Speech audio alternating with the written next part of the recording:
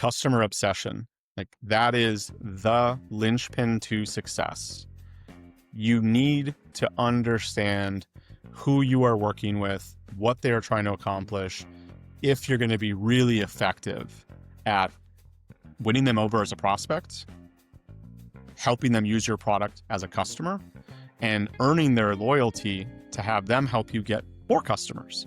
It's been central to success everywhere that I've been, whether it was when I was, an IC level person, like that was something that I just always saw in my early days. And it's like, oh man, if I don't get you, if you aren't getting me, if I'm too theoretical, like there's so many variables that any one person can say no to you.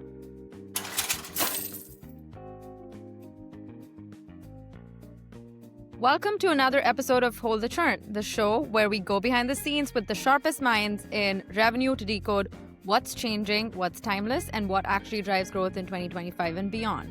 I'm Chandrika, co-founder CEO at Quibbly AI, the most powerful AI-native customer intelligence platform out there. Today, we have a very special guest, Mike Weir, the Chief Revenue Officer at Finalis. Mike spent over eight years at LinkedIn, where he helped shape their go-to-market strategy. He then became the Chief Revenue Officer at G2 and guided them through a period of hypergrowth, including a $157 million Series D funding round. Mike's unique experience in scaling revenue across very different business models, from enterprise sales to complex B2B marketplaces, gives him a fantastic perspective on building and scaling teams and systems that drive fast, sustainable revenue growth. It's a real honor to have you here, Mike. Welcome to the show. Thank you so much for having me. Looking forward to the conversation. Let's start with giving our listeners a bit more insight into your career, Mike. Yeah, I think something that's good to know is I just come from a little bit of a different background. I started my career in marketing and marketing leadership roles before transitioning over to lead revenue organizations and overall go-to-market teams. I think coming from marketing has changed a little bit of the way I operate relative to my traditional peer set. So, you'll probably hear some of that in the way I focus and what is most important to me. So, keep me honest and let me know what you think is the CMO in me that's coming out versus the CRO. Got it. Well, let's start there. So, Mike, given your background in marketing and now leading revenue teams, how do you think that changes the way you think about the customer journey end to end, starting with how customers start interacting with the companies you're building revenue teams and systems at, to all the way until your product delivers value for these customers?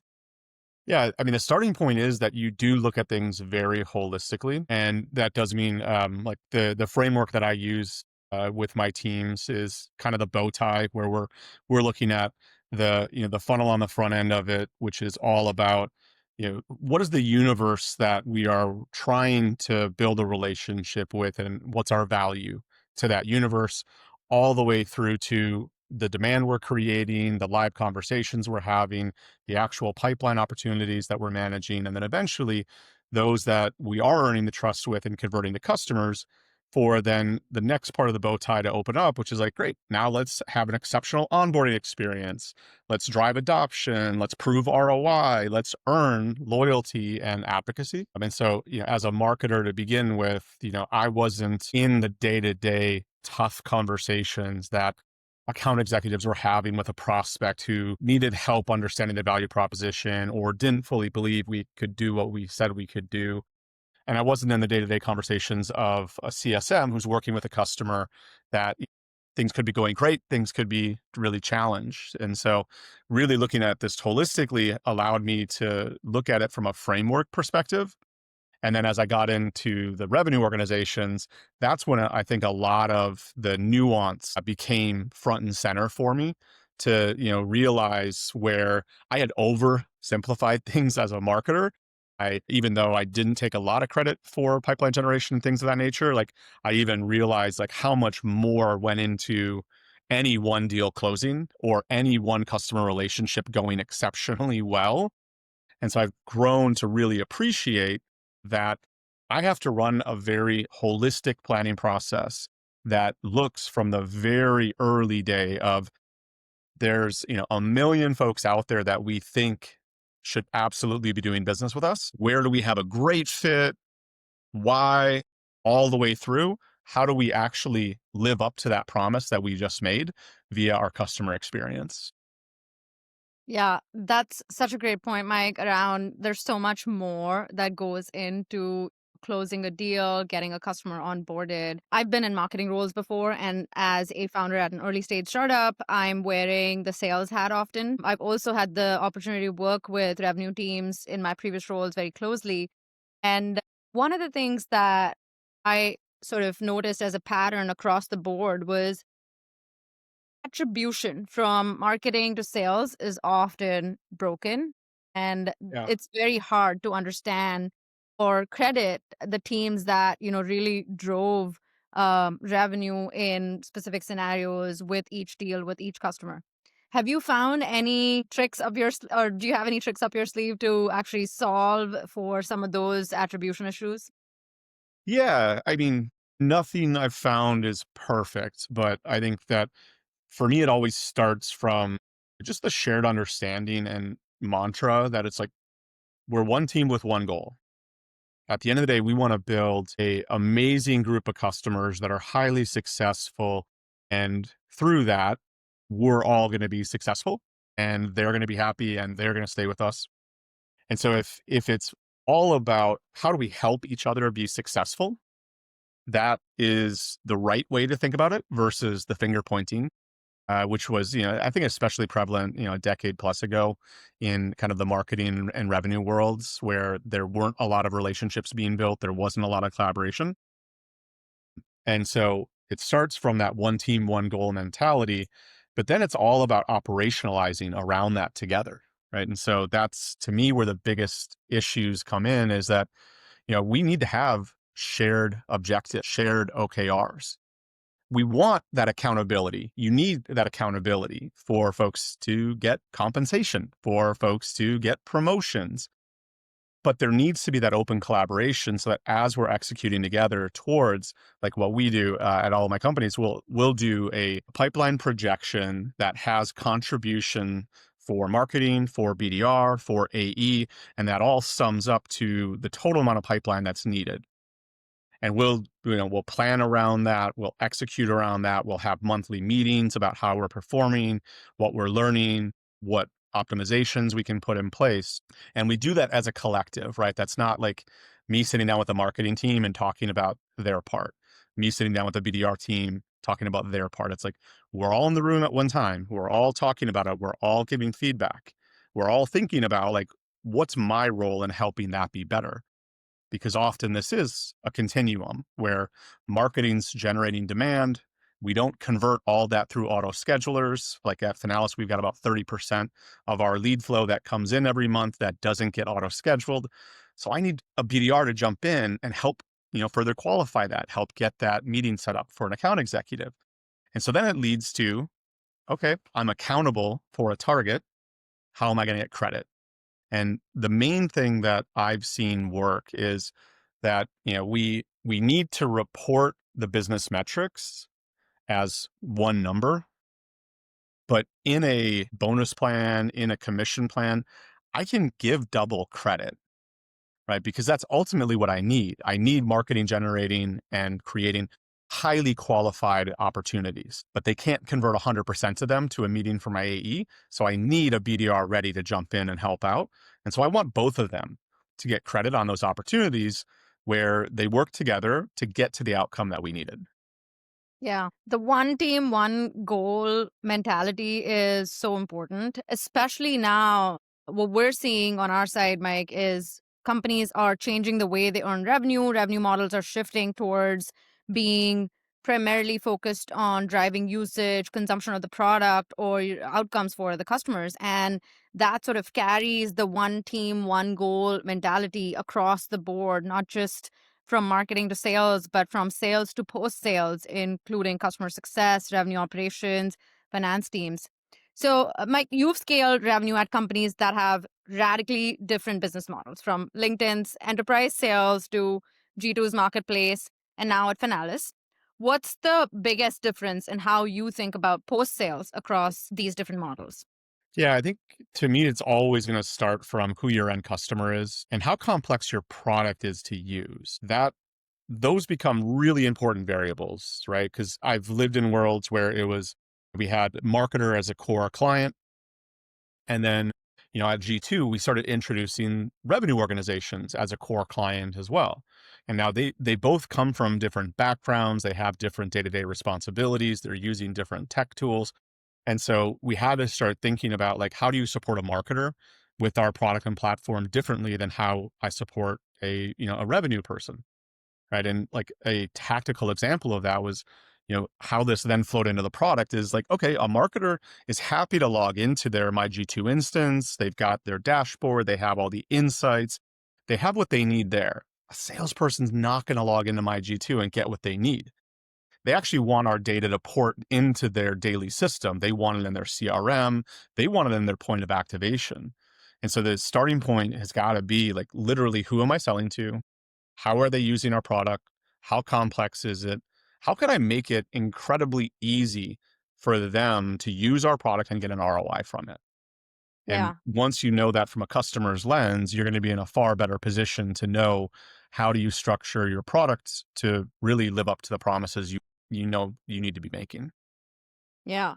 It's fascinating how the approach sort of changes depending on the type of product, the business model. Now, this makes me wonder about your time at G2. You oversaw a period of hypergrowth with the company raising $157 million in their Series D funding round. When you're scaling that fast, what strategies do you use to ensure your customer success expansion teams can keep up with the massive influx of new customers? Yeah, I think that's where, what we started putting in place as we went on that journey was kind of moving from a bespoke, like customizable set of processes to more structured, scalable process. And it started with the pre-onboarding all the way into the onboarding process so that we could say, all right, what works right now to like informally talk with a new customer that's joining us about how to use the platform and all that, to saying like, I'm going to be hiring new CSMs. They have to know the story from, as close to day one as possible. It's like, how do I really create a structured process that can be taught and repeated and can be flexible still, right? Like there's got to be exceptions, because there's definitely going to be nuances of, like at a G2, onboarding new teams, at IBM could be very different than onboarding, a 5-person startup that was joining with us, right? It's like very, very different. So there has to be some exceptions within there, but you needed to start creating a much more structured set of processes that said, okay, first and foremost, if I'm going to be onboarding a lot of customers, and so literally from one day to the next, I, as a CSM, am going to be brought into very different conversations, right? I could have a demand gen marketing team that's onboarding with IBM one day, and the next day it's a brand new startup, and it's like the CEO that's on the phone with me. All right, I need to be taught very well. How do I onboard? And ultimately, why are they working with us? So one of the things that we implemented was, all right, we're going to have a mutual success plan. And an account executive has a preset list of questions that they have to get answers to before an opportunity can be closed, that make sure that we can do a really good transfer of knowledge between the account executive to the CSM so that they can be well prepared for that onboarding process, to know and not force a customer to repeat themselves multiple times about like, oh, why did you buy G2? What are you looking to accomplish with us? Like, wait, who are going to be my main day-to-day contacts? It's like, nope, we've got all that. Mutual success plan captures all that information. We did a quick warm handoff call between account executives and CSMs. And then CSMs had their playbook on, here is the onboarding process. Here is all of the post onboarding resources you have, including themselves. And so like it became very easy for them to replicate that process, that conversation with, all the variation of customers that we were bringing on. And that was great. It allowed them to have the confidence. And then we ultimately added on processes that said, all right, Well, now we want to learn, right? Like some of this isn't going to be perfect. We're going to find that, what we're not capturing certain things in the mutual success plan that we should add. We're going to find stuff in a onboarding process that doesn't work for a startup versus an enterprise. So, eventually we started progressing it towards like our onboarding started looking a little bit different for an enterprise and a little bit different for a startup, but it had that core of there has to be repeatability in here. There has to be predictability in here. That's so crucial. The mutual success plan that you described, it really highlights the importance of not just acquiring new customers, but also nurturing the ones you already have. How do you structure your teams to maximize the revenue potential from the existing customer base in terms of, the handoff from account executives to CSMs or account managers, but also their compensation, everything around it? Yeah, I think it all does start from the framework that I mentioned of the bow tie, and it's like, all right, what role has accountability for the outcome we need at each stage of this process? And accountability then flows to what's the corresponding compensation that is needed, is warranted for what we're asking them to ultimately deliver for the business. And so I think that was always the starting point is like we're looking at this across the whole customer journey. We're looking at what role is the primary, what is the outcome we want to drive, what's the appropriate compensation. But then we would look at, where's the overlap start happening and how do we create the internal partnership to support that collaboration and that overlap. And then, if money motivates the majority of the times, how do we make sure that compensation is right? And so that was kind of we had the starting point as like, you've got the framework, you're mapping out the roles and responsibilities, you're mapping out the outcomes you want to drive, you're aligning compensation to driving those outcomes. But the big X factor that I don't see kind of compensated for enough is like looking at and managing through those gray areas, right? And so like I always wanted on the customer side of the house, if you have the ability to invest in both a customer success team and an account management team, I love that. Not every business has that capability and that luxury. But when I can, I like separating the roles and responsibilities of having a CSM that is the expert on the product and using it and best practices and all the case studies so that they can teach customers and they can help make sure those customers are getting the ROI they should be and not have to manage and worry about like, am I getting them to expand at the rate that I would hope they would, right? It's like, really, I am there just to help you be highly successful. And separately, we have a team that will talk to you about, new products that are coming to market that could be incremental investments. But as your CSM, I'm going to educate that person on like, how does this fit into what they're doing? Are they ready for it? Can this add the value we think it can add? And so I, really got to kind of map this out and then see those overlap points so that you then, you create compensation plans, roles and responsibilities and internal planning and collaboration dynamics that do bring the teams together when they need to be collaborating really well. Yeah.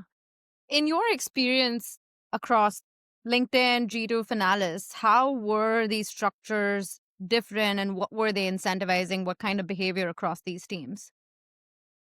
Yeah, the good thing is we haven't varied like a drastic amount because the main thing is like you got to understand the customers and you got to teach your team to understand your customers.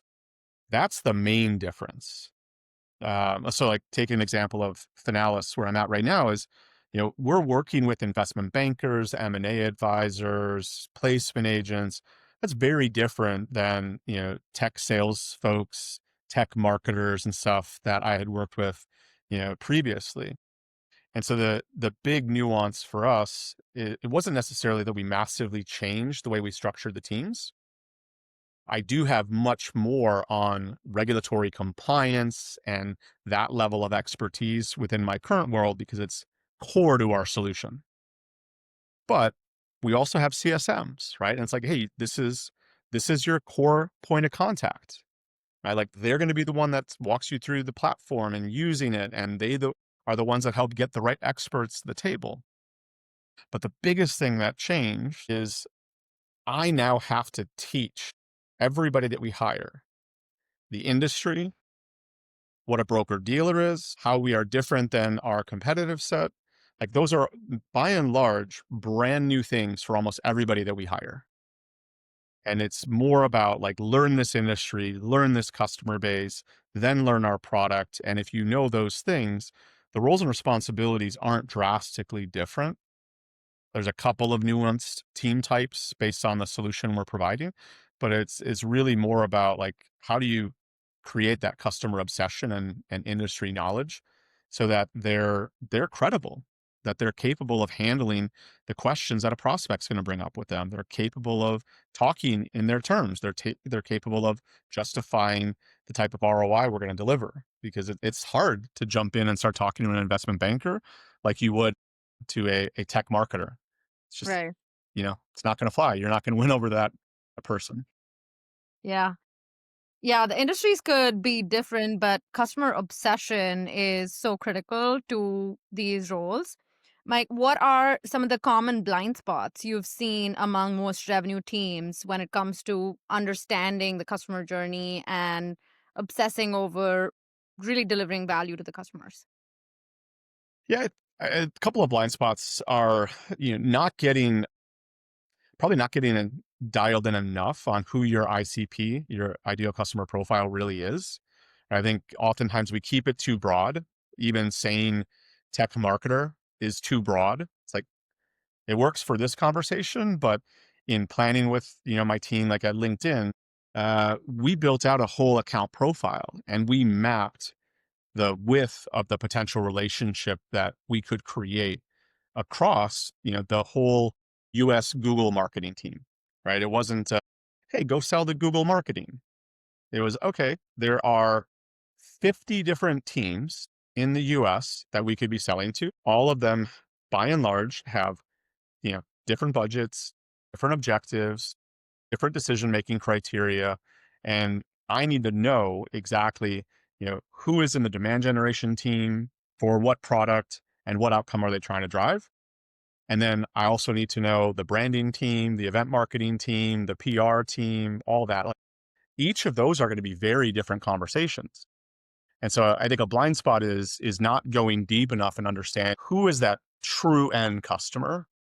And in doing that, you're going to really start to see, is my product actually set up well to serve their needs? Because I think the nuance, that I'll just stick with the example from earlier is like, it was very clear as we did, more and more planning at G2 of early days when it was review generation and building their brand identity and their customer voice pro. It was great the way we had the platform and everything structured. As we started really seeing the potential and driving great ROI with those who could use buyer intents, then we realized, oh, well, to make our performance marketer, our demand gen marketers' lives easier, we actually have to plug this data directly into their account-based marketing platforms.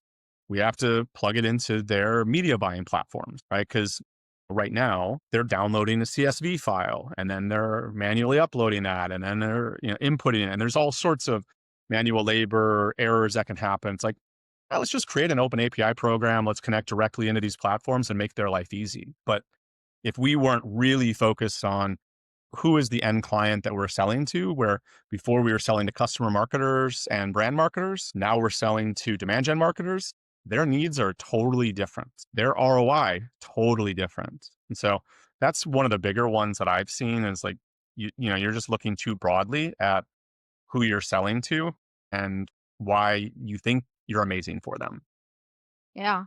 I mean, dialing into that ICP is so critical. I've also seen revenue teams I've worked with sort of paint a whole picture of what the user's rest of their day really looks like to understand where their product fits in their day to day and how they really use it. What does this person do outside of work? Where do they hang out? Where do they, spend time online, offline, and really understanding how the product fits into their day and can free up their time that's valuable to be spent outside of work or at work thinking about more strategic stuff. So, yeah, I think dialing into the ICP is such a critical point that a lot of teams miss out on. Thinking about your role as a revenue leader, right? How do you get a sense of or a clear view of what's happening with customers on the ground when you're separated from the customers a little bit, with the teams that you manage being the sort of main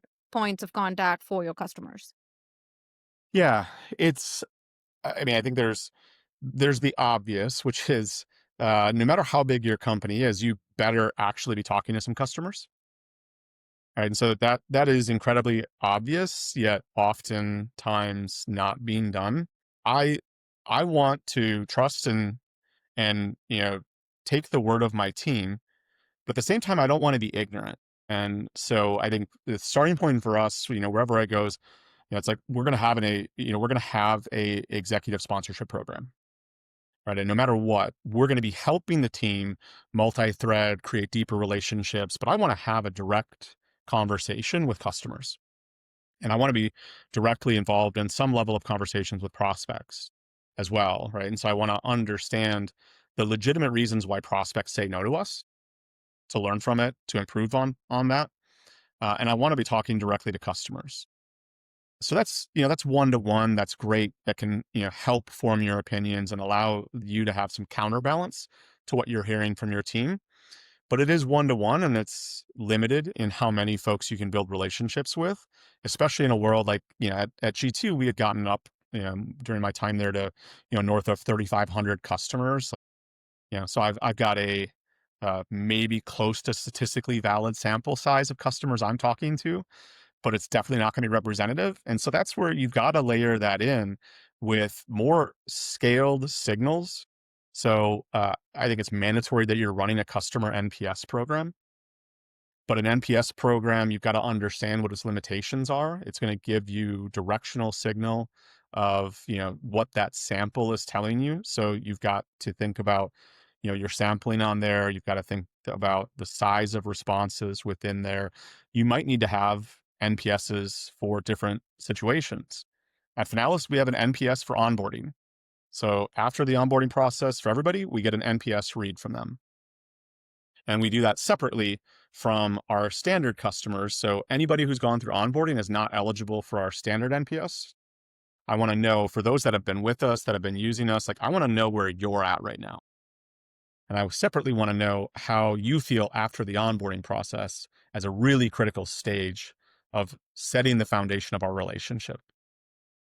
But then we also counterbalance that to get even more insight with like a CSAT program where there are very critical things that we want you using and that you need to use to get the value out of our platform. And so having a CSAT program that also gets you more scaled knowledge, but really focused of, again, just to use, prior life examples is like, hey, what's the CSAT on buyer status or buyer intent at G2, separate from our review generation levers, separate from the My G2 experience. And I want to know, broadly, how are you feeling about the relationship? I want to know about key functionality, key benefits. Like, how are you feeling about utilizing those directly? That then starts to kind of create a combination of signals for me of like the one-to-one conversations I'm having paired with a lot more of the scaled perspective.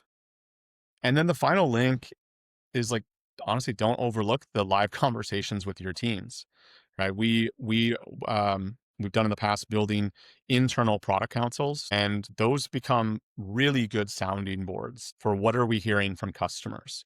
What are the big new ideas that are bubbling up, right? What is some new functionality? What's a new idea? What's a new advancement in the industry that we should be thinking about? And so those are kind of three different avenues that we've commonly used to make sure that myself or other executives on the team stay really dialed in to what's going on within our customer base and the broader market. Yeah, that's really cool that you all have split the NPS also by phases and sort of have an understanding of whether customers were happy with onboarding. And if they were, does that carry forward to their experience with the product on an ongoing basis? Thinking of your time at G2, where there were 3,500 customers that you all were serving, and it was, I imagine, humanly impossible for you to like keep tabs on what's happening with every customer. What was sort of a data informed approach that you used to have a single source of truth beyond understanding the NPS and the CSATs, but really going into product usage or measure of value that customers were finding in the product?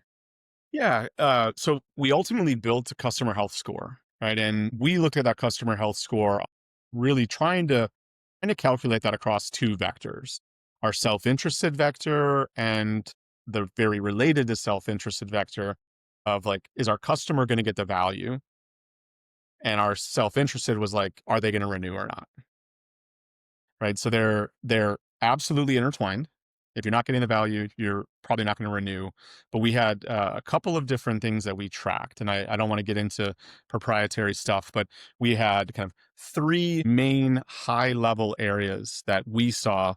These have a high correlation to renewal likelihood, like over a 90% correlation. Like if we're in the green on these three things, 96+% of the time, customer's going to renew. But some of the stuff that we saw to kind of bifurcate this is how we got even better at looking at stuff kind of below each of those three main vectors is that I think there's not in every instance did it correlate to them getting the full ROI that they should be. Right. So that is where in our customer health scoring, we had sub measures below those three that started to help understand the nuance of like, all right, well, what are some of the areas that we can have a data driven approach of serving up a next best action to a CSM that's not just about the warning sign, right? And so, oop, big red, red light here. This customer is probably not going to renew. Give them a call.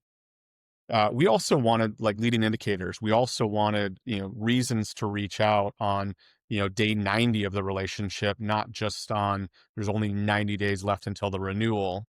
Are we in a good place or not? And so I think that's where most organizations you have to really get dialed into what does a good customer health score look like? Is it actually well correlated to renewal? And then what are some of those data signals within there that you can use to provide a next best action to a CSM or other appropriate role for them to take action to protect or really show that customer how to keep expanding the relationship to get more and more ROI from you. So I think that was the biggest thing for us is we could operate at scale and we could create consistency in the way our teams operated and ultimately hopefully consistency in the ROI that our customers were getting by having a core customer health metric that everybody used. Yeah. That consistency definitely goes a long way. Thinking about expansion or churn among existing customers, there's a lot of times things that are happening outside of the context of your business that's just impacting them in the market that lead to an impact on their partnership with you. They could have leadership changes, they could be going through tough times and announcing layoffs or raising new funding rounds and expanding their business. So, how do you keep tabs on what's happening with your customers outside of the context of the product so that you are prepared for what's coming with them? Yeah, not to get into again too much of the proprietary stuff, but I have used external signals as a part of customer health scores. Right? So it's not just our own internal perspective of like, hey, have they logged in? Are they using this? Are they using that? Like, have they reported these things in the platform? We actually do want to look beyond, and I do want to see like if it's a publicly traded company, I do want to factor into a customer health score like whether or not they've made their earnings, whether or not their stock is increasing, whether or not they've announced layoffs. Like those are all really important signals. And I think most of us in CRO roles, would have benefited greatly in the summer of 2022 when the economy really started taking a dive because of the massive amount of layoffs that were happening at that point. Like it had just started kind of in the March, April, May timeframe, and then all of a sudden it felt like a material shift in fear and reality of layoffs happening across tech in the summer. If we were really diligently tracking those external signals, you would have seen a lot more warning signs and you would have been braced for it. You wouldn't have been able to stop it, but you would have at least been able to start planning or already taking some corrective actions.